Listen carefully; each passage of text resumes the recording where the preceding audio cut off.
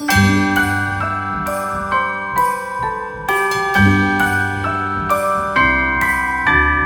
wonders of life got the prettiest side for everyone to enjoy.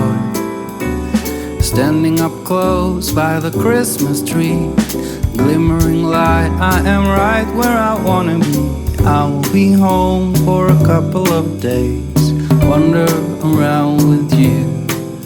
You and me in the cold, thought it'd never be true. Wherever I go, I got you.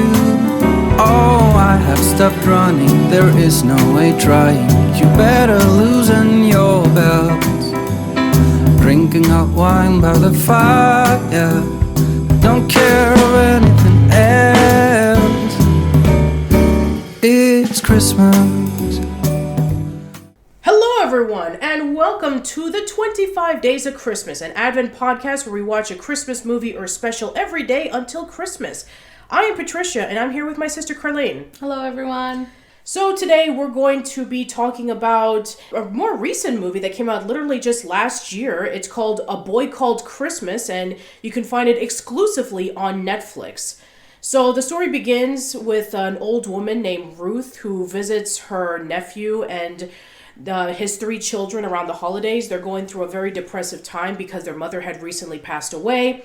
And so she tells them the story about a young boy named Nikolas who tries to venture out so he can be able to find the mysterious land of Elfhelm to find hope for their small, grief-stricken town. So, I guess we'll probably go into spoilers here, but this is another origin story of Santa Claus. So it tells more into how Nikolas is trying to find hope, and he's trying to find a way to make his town a little bit more lively because they're very sad, especially with Nikolas and his father, who are very poor, and his mother had recently passed away. So his father disappeared while trying to look for Elfhelm, and he is forced to stay with his aunt, who's very mean to him. And so he ventures out so that he can be able to find Elfhelm and find the hope that they were looking for. So, yeah, with this being a new, recent movie, this is probably not within the realms of, like, instant nostalgia for a lot of people, unlike the stuff that we talked about over the past few days, where a lot of the stuff we've been covering were from the 60s or the 80s. So we're dealing into new territory. So, yeah, let me know what your thoughts are of this special are, Carlene. There were some elements that were nice. That I kind of mentioned to you that I liked, but overall, I didn't really love the movie. Okay. Overall, it wasn't my favorite. So let's talk about the things that we did like about it. The cinematography was really nice. The cinematography was very nice. The transitions were very nice because, the storytelling, it jumps from scene to scene, and the transitions were creative and smooth. I think overall, like, the concept of the origin story was fine. What else did I enjoy? I think the visuals were pretty. Yeah. I like the concept of Elfhelm. Elfhelm, yeah. I like Elfhelm. Elfhelm. I like the concept of how it's like hidden in plain sight and you have to kind of believe in order for it to appear. Yeah. That was cool. I thought that like the town itself was a little underwhelming. Like it would have been nice to see something a little more like on a grander scale. Yeah. For the world of elves, I liked the relationship that the boy had with his dad. I liked that he was a very positive spirit, and he was, like you're saying, like he kind of came from an upbringing of tragedy and a lot of sadness, and it was probably very easy for him to be, like pessimistic, but they made him a very optimistic character. And I like the idea of trying to bring hope or magic into like a space where it's very sad. But aside from that, and maybe some other details throughout, that's about as much as I really enjoyed. Did you like the actors in the movie? Yeah, I thought some of the actors were good. I really liked the boy who played as Nikolas. I think so too. He did a very good job. Yeah, and I also liked the character of Miika, the mouse. I thought that he was actually really cute as well. He's cute, and it's that one comedian guy, which of course I don't know his name. Yeah. But he's a funny guy. Yeah. Yeah, and also the dad was also a really nice character too. Well, the dad's really good looking. Yeah, and also I think that there's a lot of interesting dynamics with all of the characters. Like they're trying to do good for the people around them, even at the cost of making other people, or in this case elves, have to suffer. Because throughout the movie that we know that the humans actually kidnap one of the elf boys so that they can bring proof that the town of Elfhelm actually exists. Mm-hmm. And it's supposedly the one that's going to give them hope to see that, hey, this place exists, let's see if we can take advantage of their magic or something like that. So what they're trying to do is a good thing, but they're doing all the wrong things to it. So it kind of brings in this interesting dynamic of, hey, this is what you're supposed to do is a good thing, but at what's the cost? And also we see that the leader of the elves, she basically has lost her trust in humanity when the humans kidnapped the little boy. I think his name is Little... And I didn't know elves... Well, I know elves if we're talking like Lord of the Rings. Yeah. Those elves have magical powers, but I never knew that the elves in Santa's world had magical powers. I mean, I guess the only little bit of magical powers that we've seen elves in terms of Christmas stories is that they can make toys. And they, a lot of times, they don't age the way we age. Exactly, yeah. Their aging process is much slower, so they look like children or they look very young when they're, in fact, much older. Right. But I didn't really like the character... that character you're talking about. Oh, like the leader. The leader of the elves. Yeah, I know that maybe this is gonna come across controversial for maybe a lot of your listeners, but I shy away because of my personal beliefs from characters that are overly occult or that have kind of like sinister themes. Mm-hmm. And I just felt like she was way too dark and way too sinister. Even though at the end they tried a little bit to like make it emotion based. Yeah. And but it's still, she was way too aggressive and way too dark. Yeah, they try to give off this reason that the reason why she turned out to be not trustworthy to humans was because the humans kidnapped one little elf boy and they broke her trust, and now she no longer trusts humans again. And it was supposedly that she canceled Christmas for that same reason. I felt like there should have been like more of a build up towards her character, because if it was just like one human and kidnapping one little boy and that was the reason why she decides to be all sinister, like Christmas is canceled and we're supposed to like block everybody away. Yeah, and she was like exiling other elves for helping humans or for trying to keep Christmas alive or joy or cheer or their traditions alive. She was not self-appointed. She was appointed by, I guess, the group or the council to rule. Yeah. But then she kind of turned that power and used it for her own gains.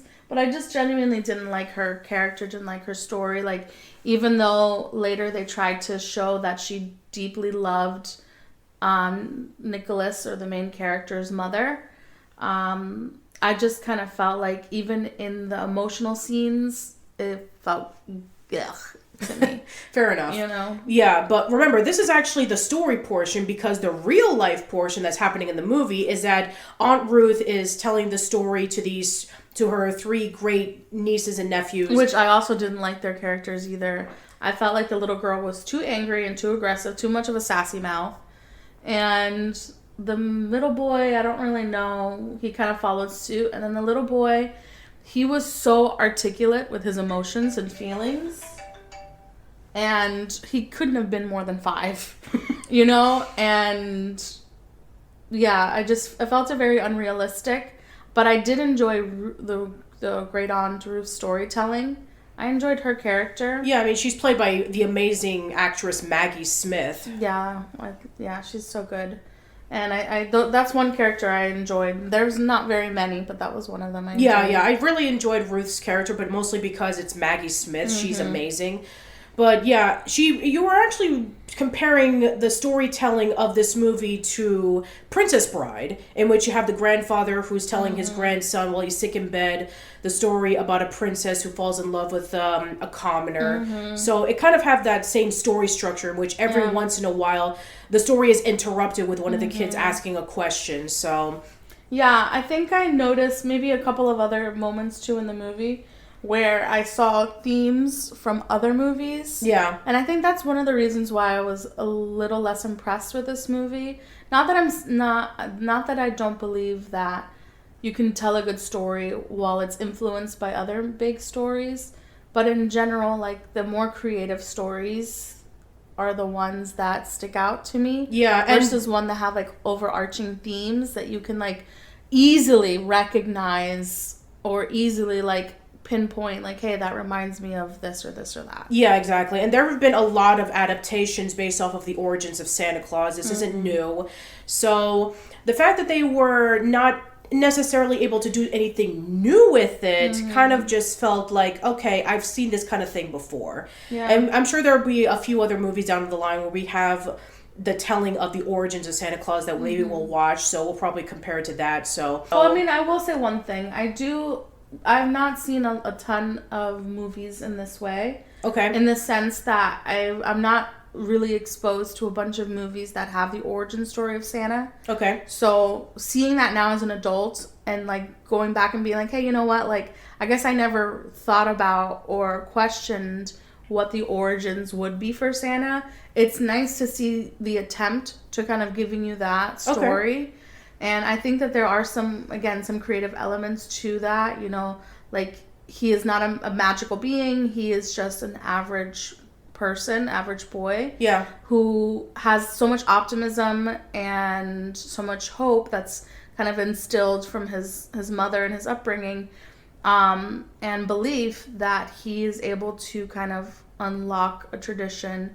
And because he is pure, the king charges him with the responsibility of kind of overseeing Christmas. Yeah. And it starts off kind of like a small way to remind people of their hope and happiness and the small pleasures, like in a toy. Mm-hmm. And then it obviously grows into this big thing. Yeah. So that element I really enjoyed. I just think the movie felt very long. Yeah, it was about an hour and 45 minutes. Which is not like a super long movie, but it just felt long. Probably about an hour and 10 minutes in, I was ready for it to be done, like super done. Yeah, to be fair, for the past few days, we have been watching like 45-minute specials. Yeah, but the thing is, if it's good, it doesn't matter how long it is. That's true. I mean, well, and maybe it does matter how long it is, but in general, if it's good, it doesn't matter if it's long. But it just, I think they had some really good points, but not enough to make it a really great movie. Yeah, I agree. All right, so let's give our final thoughts. So, how would you rank it in terms of seeing it? Would you rank it like maybe once a year, every few years, or just once and never again? I wouldn't say once and never again, but once in a very long time. Like, I watch it now, and it probably will be years and years until I watch it again, unless someone else is putting it on and I just sit and watch parts of it. Mm-hmm. But I don't foresee myself wanting to go back and watch this on my own or to add it to a yearly tradition. No way. Mm-hmm. It's more like once in a blue moon kind of thing. Yeah, I'll probably say maybe just once. I mean, I've seen other adaptations of Origins of Santa Claus, and yeah, there's several others that are much better than this. Mm-hmm. All right, so let's rank it. So out of 5 Santas out of 5, I'm gonna give it 2. Yeah, I know that you're definitely more generous sometimes than me, so I'm gonna give it like 1.5, 2. I'm gonna give it about a 1.5. Okay, that's fair. All right, so that is it for our discussions of A Boy Called Christmas. So tune in tomorrow as we talk about another Christmas movie or special. So until then, see you later. Bye, guys.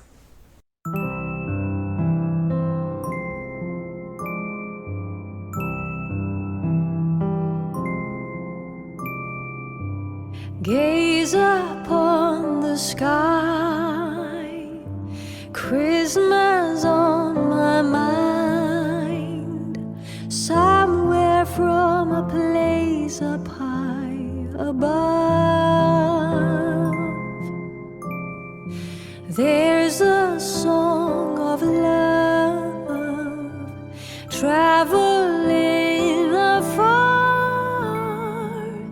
seeking us to warm up